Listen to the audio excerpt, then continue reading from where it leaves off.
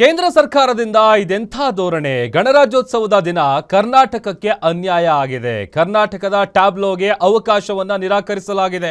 ಗಣರಾಜ್ಯೋತ್ಸವದ ಕೇಂದ್ರದಿಂದ ನಿರಾಕರಣೆ ಮಾಡಲಾಗಿರುವಂಥದ್ದು ಟ್ಯಾಬ್ಲೋ ವಿಚಾರಕ್ಕೆ ಸಂಬಂಧಪಟ್ಟಂತೆ ಇದೆಂಥ ಧೋರಣೆ.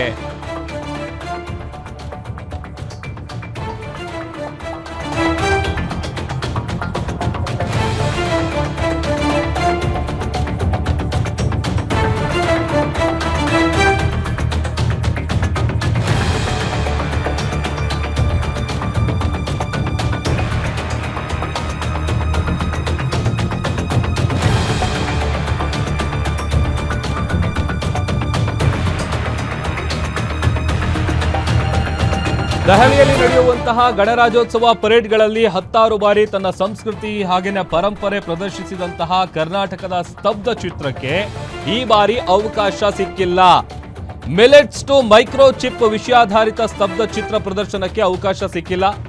ಇದರಿಂದ ರಾಜ್ಯ ರಾಜಕಾರಣದಲ್ಲಿ ಒಂದು ರೀತಿಯಾದಂತಹ ಆರೋಪ ಪ್ರತ್ಯಾರೋಪಗಳು ಶುರುವಾಗಿದೆ. ಅದರ ಜೊತೆಗೆ ಗಣರಾಜ್ಯೋತ್ಸವದ ವಿಚಾರಕ್ಕೆ ಸಂಬಂಧಪಟ್ಟಂತೆ ಕೇಂದ್ರದಿಂದ ಈ ನಿರಾಕರಣೆ ಏನಿದೆ ಒಂದು ರೀತಿ ಅನ್ಯಾಯ. ಇದು ಕರ್ತವ್ಯ ಪಥದ ದಾರಿಯಲ್ಲಿ ಸಾಗೋದಕ್ಕೆ ಅವಕಾಶವನ್ನು ನಿರಾಕರಿಸಲಾಗಿದೆ.